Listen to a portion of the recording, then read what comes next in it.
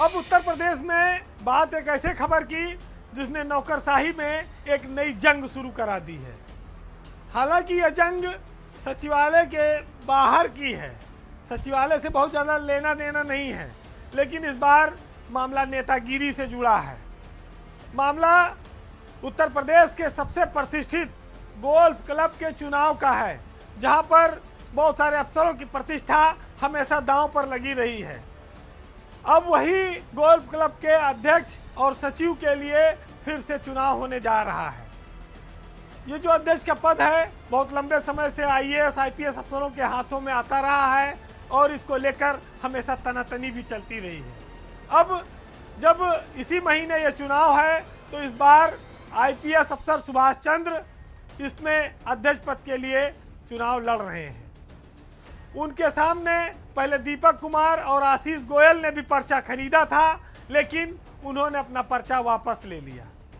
अब ब्यूरोक्रेसी से एकमात्र अफसर के तौर पर सुभाष चंद्र, जो डीजी रैंक के अफसर हैं उत्तर प्रदेश में, वो इस समय अध्यक्ष पद के गोल्फ क्लब के दावेदार हैं। सबसे खास बात यह है कि सुभाष चंद्र के सामने जो दो बड़े नाम आए थे जिन्होंने पर्चा खरीदा था, ब्यूरोक्रेसी के अफसर, उन्होंने अपना नाम वापस ले लिया, जिसमें दीपक कुमार जो अपर मुख्य सचिव वित्त हैं और उत्तर प्रदेश बिजली बोर्ड के चेयरमैन आशीष गोयल, इन दोनों लोगों ने भी नामांकन पत्र अध्यक्ष पद के लिए खरीदा, लेकिन बाद में उसका उन्होंने दाखिल नहीं किया।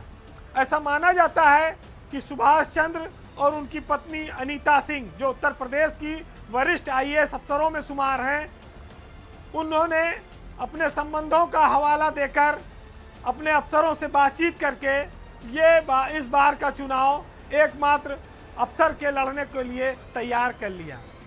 वैसे भी अनीता सिंह यूपी की ब्यूरोक्रेसी में बहुत शीर्ष पदों पर रही हैं और ब्यूरोक्रेसी के भीतर उनका सम्मान करने वाले बहुत सारे अधिकारी मौजूद हैं।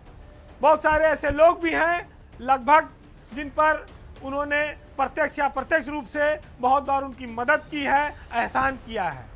तो ये एक वक्त आता है ज़िंदगी में जब आदमी अपने लिए कुछ मांगता है, तो शायद इन्हीं कारणों से उनकी बात का सम्मान करते हुए दीपक कुमार और आशीष गोयल ने अपने नाम वापस लिए।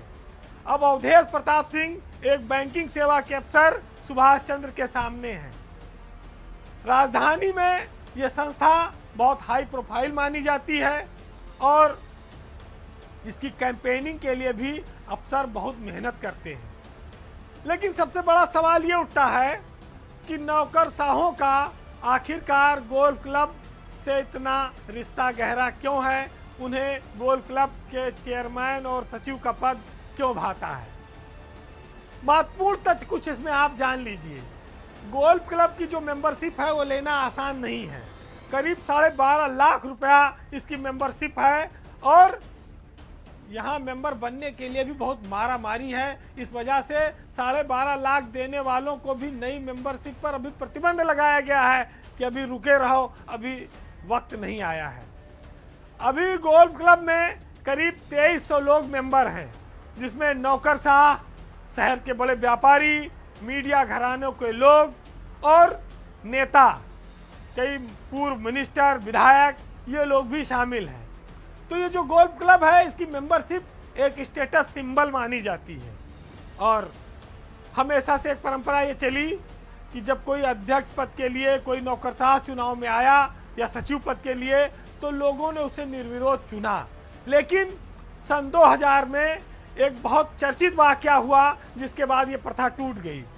हुआ ये कि दो बेहद ताकतवर अफसर उस समय के पीएल पुनिया और दिनेश राय सचिव पद पर टकरा गए और टकराहट इतनी बढ़ी, ये चुनाव इतना हाई प्रोफाइल हुआ कि दोनों ने पानी की तरह पैसा बहाया वोट प्रभावित करने के लिए। अंत में पीएल पुनिया चुनाव हार गए, दिनेश राय की जीत हुई, जिसके बाद से ये गोल्फ क्लब बेहद चर्चा में आ गया, सबकी निगाह में आ गया और मेंबरशिप पाने के लिए होड़ मचने लगी।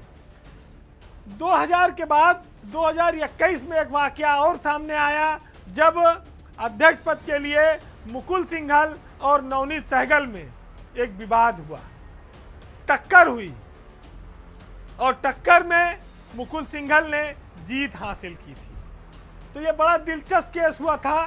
चूंकि ये 2 साल पुराना है इसलिए लोगों को याद होगा जब एजीएम की मीटिंग हुई तो इसी गोल्फ क्लब में अफसरों में मेंबरों में लात जूता चलने की नौबत आ गई, मारपीट की नौबत आ गई। डीएम को प्रशासन को जाकर हाथ जोड़ना पड़ा, पुलिस लगानी पड़ी, फिर हाई कोर्ट का हस्तक्षेप हुआ। वैसे सुभाष चंद्र बेहतरीन अफसरों में माने जाते हैं उत्तर प्रदेश के, और उनके चुनाव लड़ने और बाकी लोगों के नाम वापस लेने से ये रास्ता काफ़ी हद तक क्लियर हो गया है। पिछले अतीत से लोगों ने सबक भी लिया है कि हंगामा और मारपीट की बजाय चुनाव शांतिपूर्ण ढंग से कराया जाए। सहगल रिटायर हो चुके हैं, कोई बड़ा कंटेस्टेड सामने था नहीं, इसलिए ऐसा लगता है कि सुभाष चंद्रा आसानी से इस चुनाव को जीत लेंगे। लेकिन इस चुनाव में एक बहुत बड़ा मुद्दा ऑडिट का भी बना हुआ है, क्योंकि 1.5 करोड़ रुपया यहाँ पर साल में तनख्वाह जाती है। गोल्फ क्लब के पास बहुत बड़ा फंड है और इसमें घोटाले के भी बहुत बड़े बड़े आरोप लगते रहे।